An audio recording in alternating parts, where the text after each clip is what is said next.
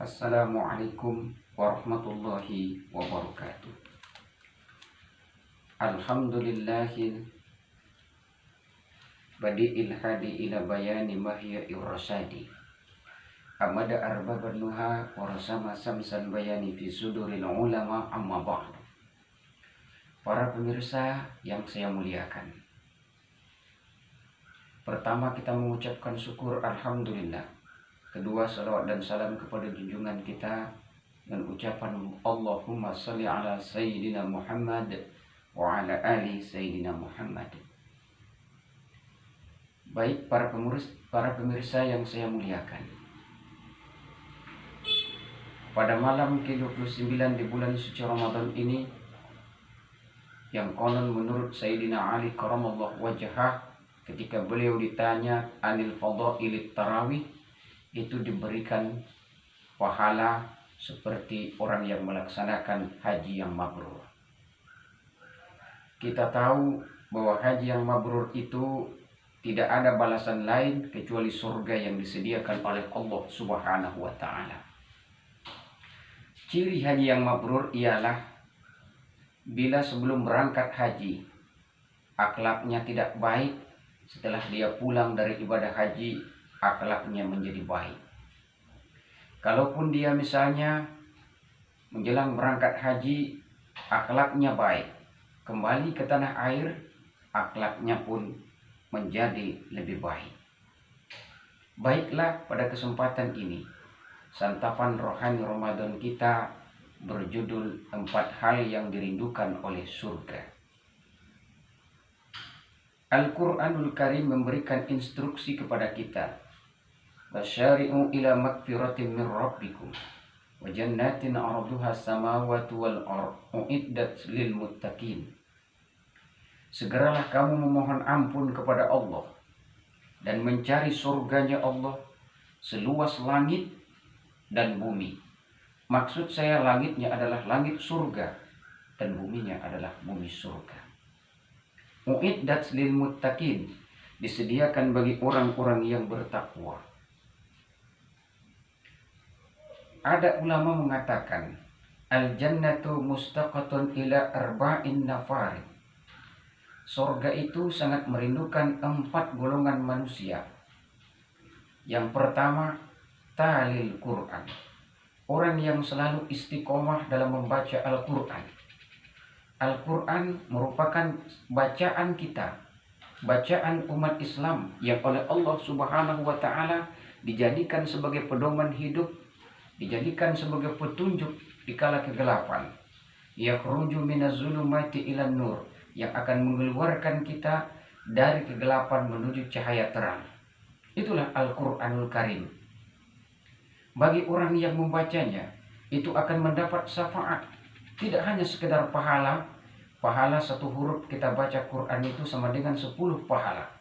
Kita ambil contoh alif lam mim. Alif itu mendapat 10 pahala. Lam 10 pahala. Mim 10 pahala. Tasdidnya 10 pahala. Jadi cuma segitu saja yang kita baca, kita sudah mendapat 40 pahala. Belum lagi yang lain.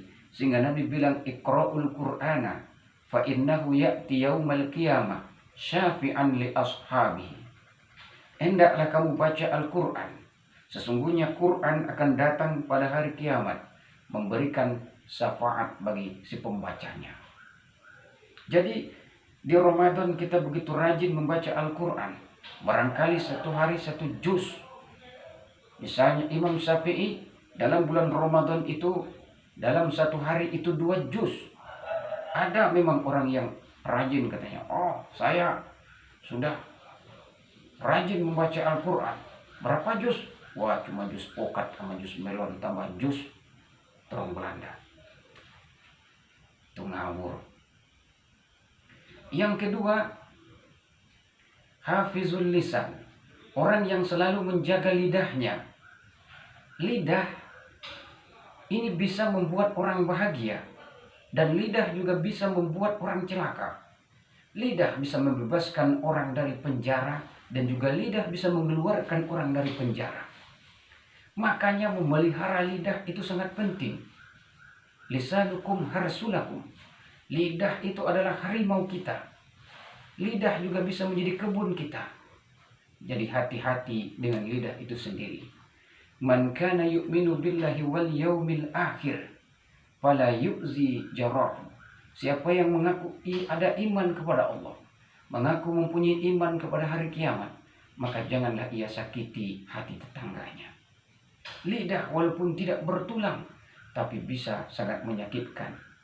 Memang ada pepatah mengatakan, kalau pedang melukai tubuh, pasti ada harapan sembuh. Tapi kalau lidah melukai hati, kemana obat akan dicari? Hati-hati menjaga lisan kita.